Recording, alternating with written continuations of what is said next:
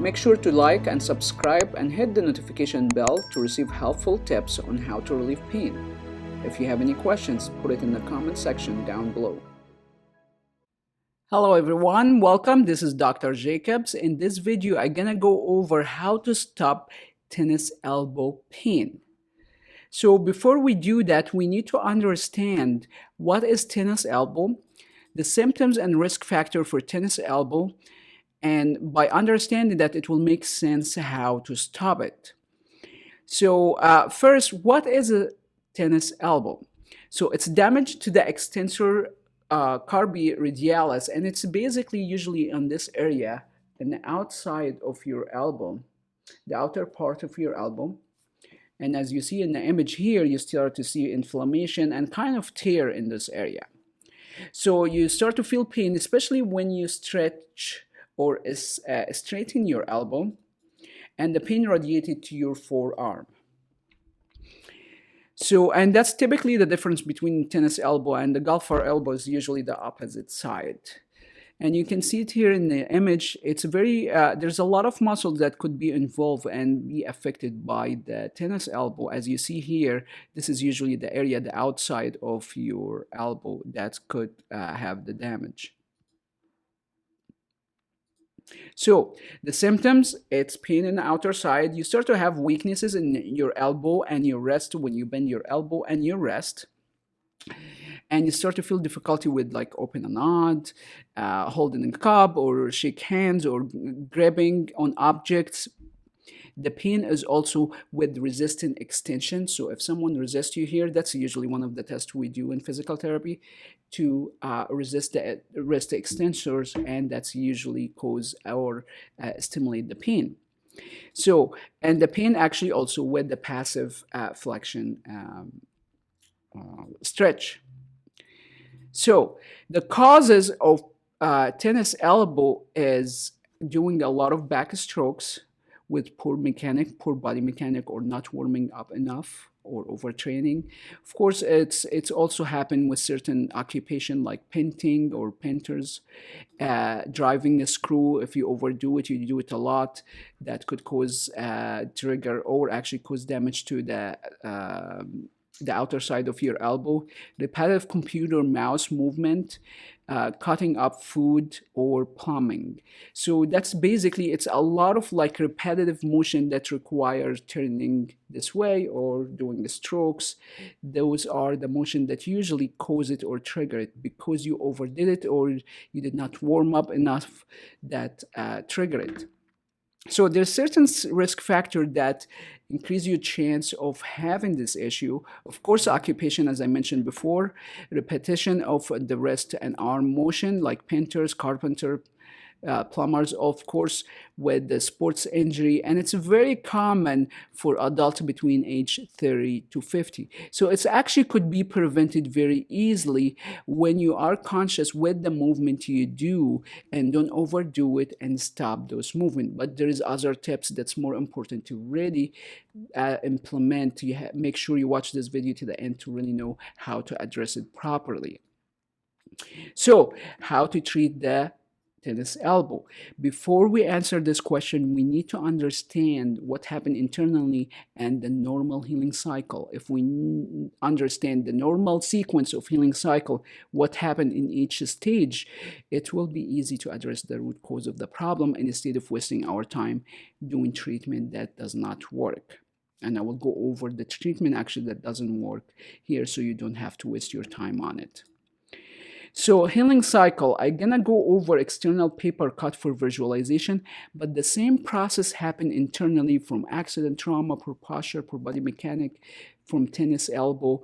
When you do the repetitive motion, you start to have the first stages inflammation. As you see in this image, swelling, redness, the blood starts to rush to that area, decreased function, and you start to have pain. The second stage is the proliferation stage. That's when your body starts to build a scar tissue. It's actually the scar tissue that glue everything together. You want a scar tissue because when you have a micro tear, if you're not building a scar, your body does not build a scar tissue, that tear gonna be not healing at all. There's also a cascade of events happen here: fascia restriction, muscle spasm, trigger point, I'm just gonna go over the scar tissue here for the sake of our time, but to see how significant the effect of the proliferation stage on healing. So our muscle should act like a rubber band. When it contracts and relaxes, it should act like this.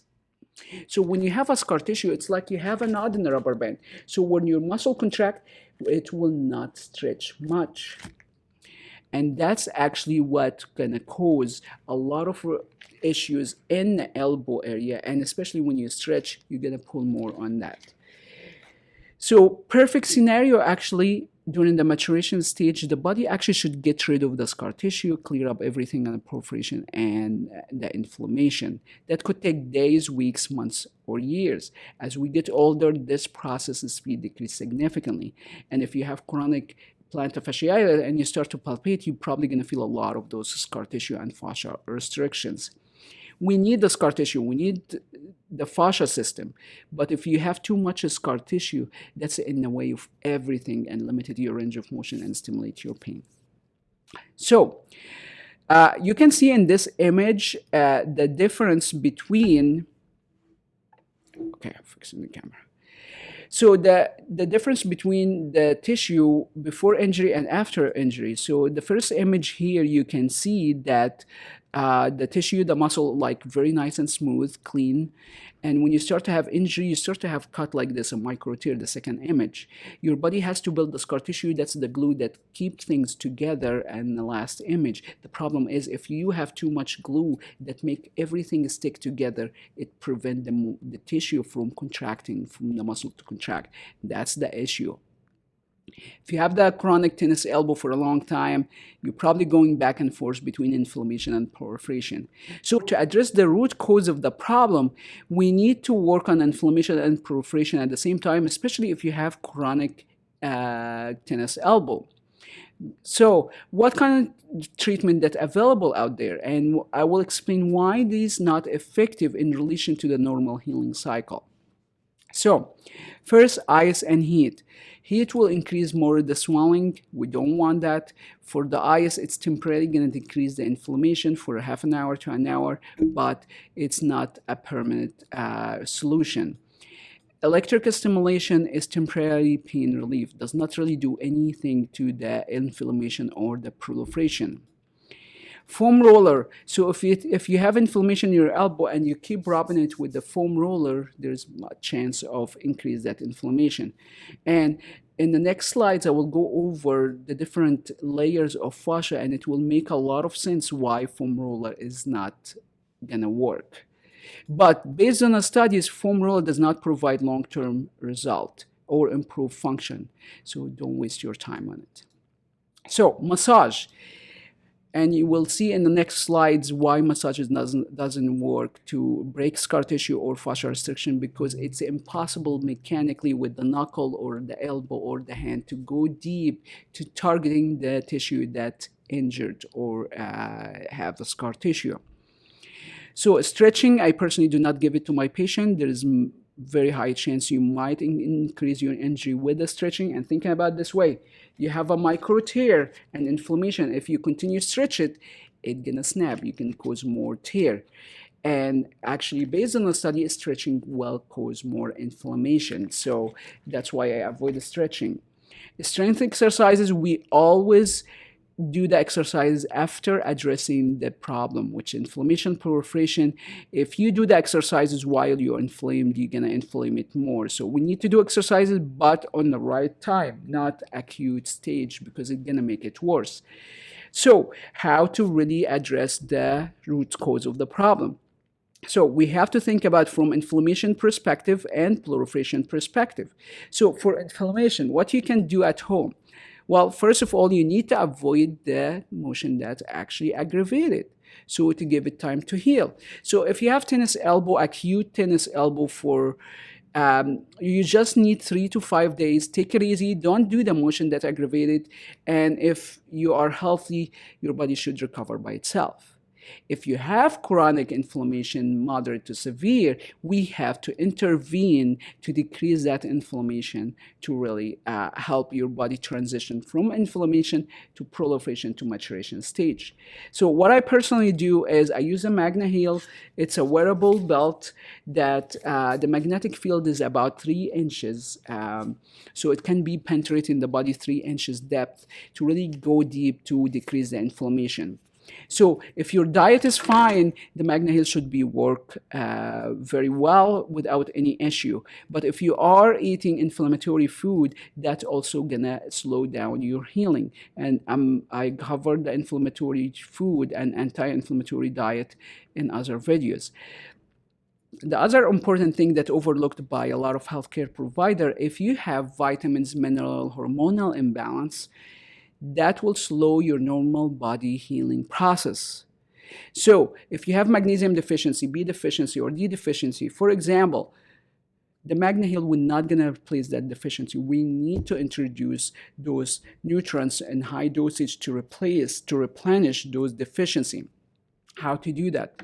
We make it very simple for you. You can take advantage of Ask ASTR. It's askastr.com. It's a free online medical evaluation. It takes about 5 minutes, and we included the database of 9 different healthcare providers. So it's an extremely very comprehensive evaluation. It's gonna take you 5 minutes to figure out if you have deficiency, what possible deficiency, and the software will guide you on the next step to do to really take care of your internal inflammation.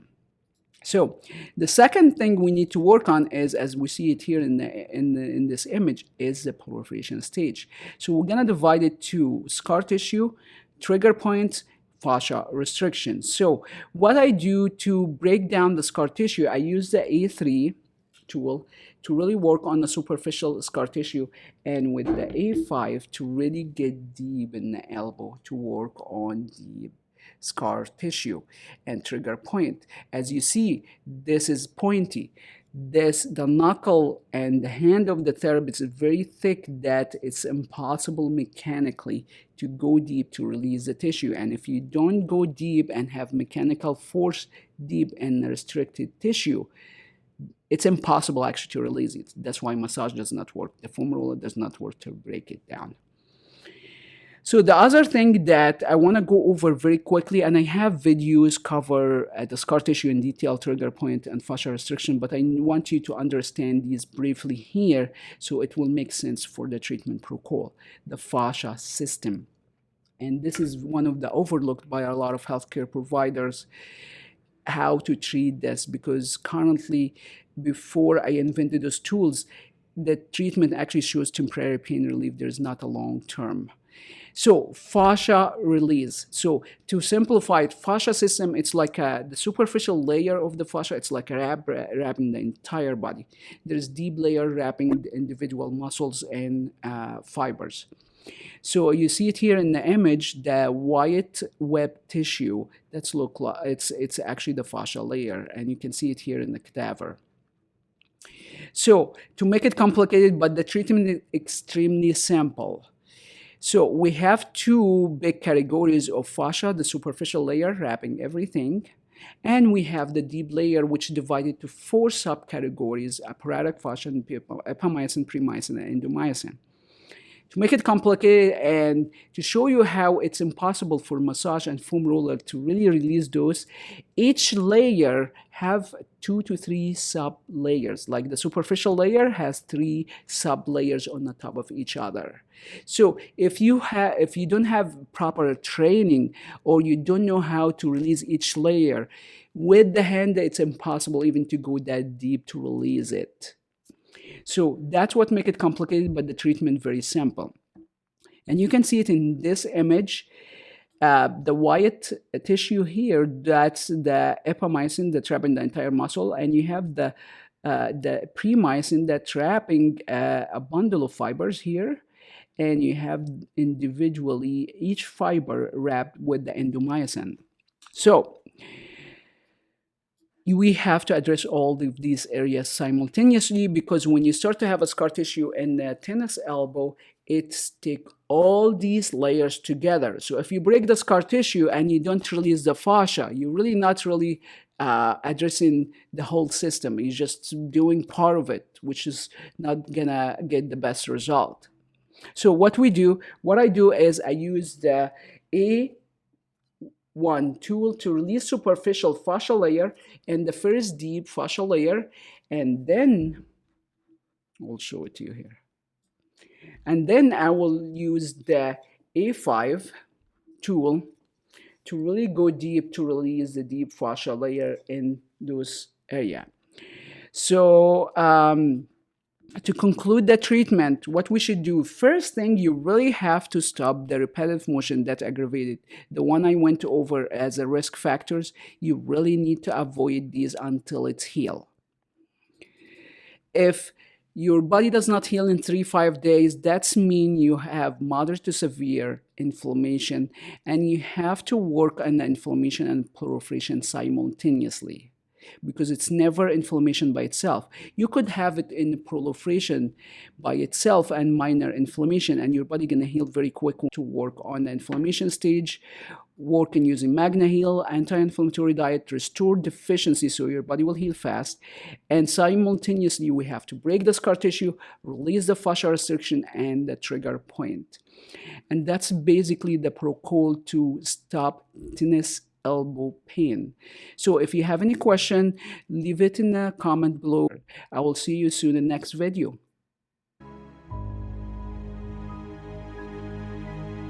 Make sure to like and subscribe and hit the notification bell to receive helpful tips on how to relieve pain.